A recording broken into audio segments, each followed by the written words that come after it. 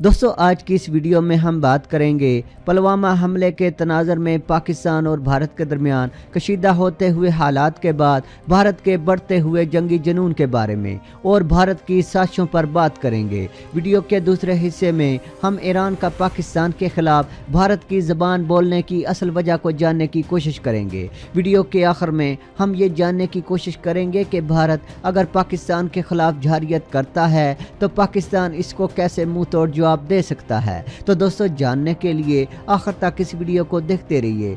दोस्तों हैरानगी की बात है कि पुलवामा वाक़े के बाद भारत के हुक्मरान नफरत की हदें पार कर रहे हैं और नरेंद्र मोदी अपनी आवाम को दिखाना चाहते हैं कि वो पाकिस्तान से कितनी नफरत करते हैं। आप जानते हैं कि भारत में जो लीडर पाकिस्तान के खिलाफ ज़्यादा नफरत दिखाता है तो उसके लिए वोट बैंक के दरवाजे खुल जाते हैं। खबरों के मुताबिक इंटरनेशनल कोर्ट ऑफ जस्टिस हाग में हाई प्रोफाइल केस कलभूषण की समाअत के मौके पर जब पाकिस्तान के अटॉर्नी जनरल ने भारत के joint secretary of ministry affairs से हाथ मिलाने के लिए अपना हाथ आगे बढ़ाया तो उन्होंने मुसाफा करने से इनकार कर दिया, जिससे आप भारत की हुकूमत के महज़ब होने, डिसिप्लिन और जहनीत का अंदाज़ा लगा सकते हैं। जैसा कि आप जानते हैं कि पाकिस्तान एक महज़ब और सुलझा हुआ मुल्क है और जानता है कि इंटरनेशनल सतह पर कैसे बिहेव करना है। भारत का ये रवैया जाहिर करता है कि वो पाकिस्तान के साथ डिप्लोमेटिक रिलेशंस ख़त्म कर चुका है, जबकि ऐसा रवैया इंटरनेशनल सतह पर गैर इखलाकी समझा जाता है। भारत के ऐसे रवैये से पाकिस्तान को कोई फ़र्क नहीं पड़ता, क्योंकि पाकिस्तान एक अमन की ख्वाहिश रखने वाला मुल्क है और किसी भी इंटरनेशनल दौरे के दौरान अखलाक का दामन हाथ से जाने नहीं देता। अगर भारत ने कोई मिस एडवेंचर करने की कोशिश की तो इसे ऐसा जवाब मिलेगा कि भारत हमेशा याद रखेगा। पाकिस्तान के ख़तरनाक खुफिया हथियारों की तबाही से भारत अभी वाकिफ़ ही नहीं, इसलिए वो ऐसी बातें कर रहा है।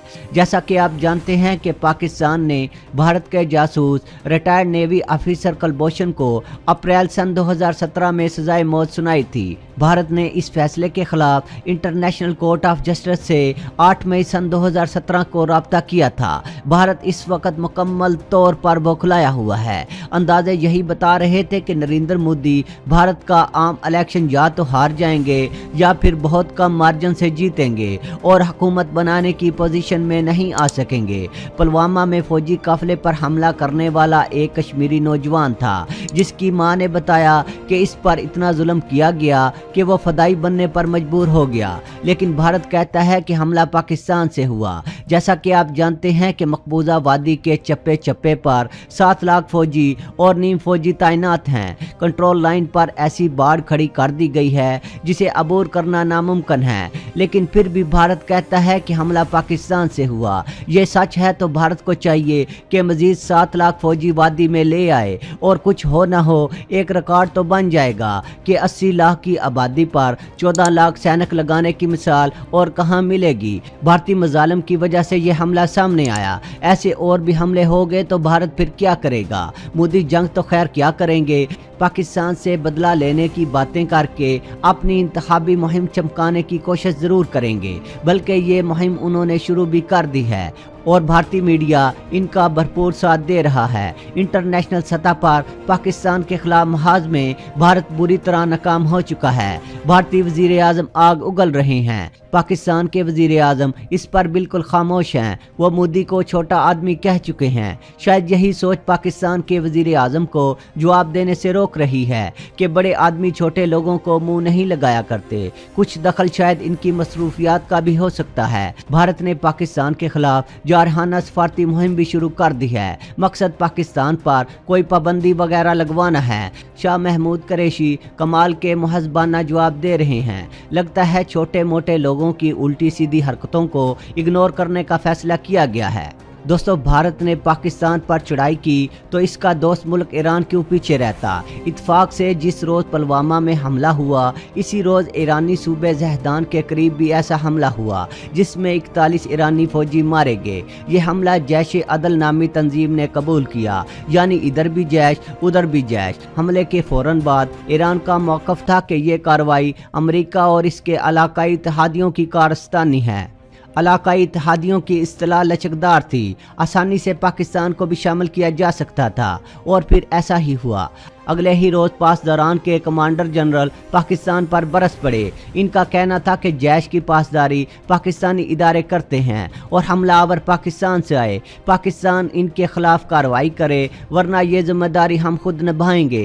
हैरानगी की बात है कि ईरान भी भारतीय ज़बान में बात कर रहा है, जबकि माहिरीन का कहना है कि ईरान सऊदी अरब के साथ पाकिस्तान के इंतहाई बुलंदी पर पहुंचते हुए ताल्लुकात से बहुत परेशान है और अपना गुस्सा ऐसे बयान देकर निकाल रहा है, जबकि पाकिस्तान तो ईरान की बहुत इज्जत करता है और ईरान हमारा बरादर मुल्क है, लेकिन ईरान का रवैया दुरुस्त नहीं है। पाकिस्तान ईरान की कदर करता है, लिहाजा ईरान को भारत की साजिश से निकलना चाहिए। ईरान का जहेदान मुल्क रकबे के लिहाज से सबसे बड़ा सूबा है, लेकिन आबादी सिर्फ 25 लाख है। ये सब गरीब, सबसे पसमानदा और मफलूकल हाल सूबा है। यहाँ सड़कों और रेलवे का वजूद बराए नाम से भी कम है। वसी और सहराओं पर मुश्तमिल इस सूबे में तेल के ज़खायर हैं, जिनका कोई समर इसे नहीं मिलता। इसके साहिल पर चाबहार बंदरगाह बन रही है। ईरान को यहाँ फौजी नकलो हरकत में इसलिए भी मुश्किलात हैं कि ना सिर्फ ये सूबा बल्कि इससे मुल्हिक दूसरे सूबे भी सहराई हैं। ईरान का मफाद इसी में है कि वो बलोचों के साथ कुछ नरमी से पेश आए, वरना बात बढ़ गई तो चाबहार का ख्वाब ही रह जाएगा। पाकिस्तान का ईरान से कोई झगड़ा नहीं है और ईरान के साथ अच्छे ताल्लुकात का ख्वाहिशमंद है। अब ईरान की मर्जी है कि वो भारत की खुशी के लिए कहां तक जाता है। दोस्तों, जैसा कि आप जानते हैं कि भारत इस वक्त पाकिस्तान को धमकियों पर धमकियां दे रहा है और सख्त जवाब देने पर जोर दिया जा रहा है, जबकि भारत अभी मुगालतों में है। जबकि आप जानते हैं कि पाकिस्तान ने भारत के जंगी जुनून को काबू करने के लिए महदूद पैमाने पर तबाही फैलाने वाले 60 से 160 किलोमीटर तक हदफ को 100% एक्यूरेसी से निशाना बनाने वाले एटमी मिसाइल तैयार कर लिए हैं। भारत के सारे गैरिजन पाकिस्तान की सरहद से 160 किलोमीटर के दायरे में हैं। इस तरह पाकिस्तान ने भारत के कोल्ड स्टार डॉक्ट्राइन को नाकाम बनाने की बेहतरीन सलाहियत हासिल कर ली है, जिसके बारे में इंडिया के एटमी प्रोग्राम के चेयरमैन श्याम सरन ने कहा था कि अगर पाकिस्तान ने महदूद पैमाने पर तबाही फैलाने वाले एटमी हथियार इस्तेमाल किए तो एटमी जंग छिड़ जाएगी। इस पर पाकिस्तान का कहना था कि हम कब एटमी जंग चाहते हैं, भारत जंग करने का ख्याल जहन से निकाल दे तो महदूद पैमाने पर तबाही फैलाने वाले हथियार इस्तेमाल ही नहीं होंगे।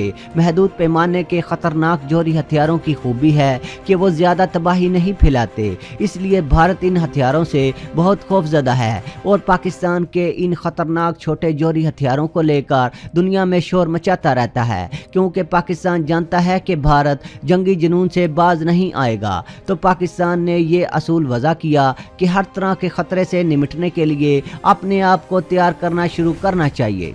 चुनाचे पाकिस्तान ने एक मिसाइल से कई सीमत पर मार करने, साइबर जंग और दिफाई निज़ाम वगैरह की सलाहियत हासिल कर ली है। भारत बहरी ताकत हासिल करके खित्ते की ताकत बनना चाहता था, इसलिए इसने रूस से एयरक्राफ्ट कैरियर हासिल किया और फिर एटमी ईंधन से चलने वाली आबदोज हासिल की। अब जंग की कोई गुंजाइश नहीं है, क्योंकि जंग की सूरत में कोई चीज़ नहीं बचेगी, ना चरिंद परिंद और ना दरख्त। भारत रूस से दिफाई निज़ाम भी हासिल कर रहा है ताकि कोई मिसाइल या कोई त्यारा इसके हदूद में दाखिल ना हो सके, लेकिन रूस का दिफाई निज़ाम पाकिस्तान के मिसाइलों को नहीं रोक सकता। पाकिस्तान रवायती जंग से लेकर साइबर जंग या आलात नस्ब करने वाले निज़ाम का तोड़ हासिल कर चुका है। पाकिस्तान में इस वक्त तारीख की सबसे बड़ी सरमायाकारी हो रही है और पाकिस्तान का सी पैक मंसूबा अपनी कामयाबियों की जानिब गामजन है, जो भारत को कबूल नहीं। भारत पाकिस्तान की तरक्की को सबूताज करने के लिए हर हरबा इस्तेमाल कर रहा है। दोस्तों, आज के लिए इतना ही। दोस्तों, वीडियो पसंद आने की सूरत में चैनल को सब्सक्राइब करना और वीडियो को लाइक एंड शेयर करना ना भूलिएगा। अपना बहुत सा ख्याल रखिएगा। अल्लाह हाफिज़।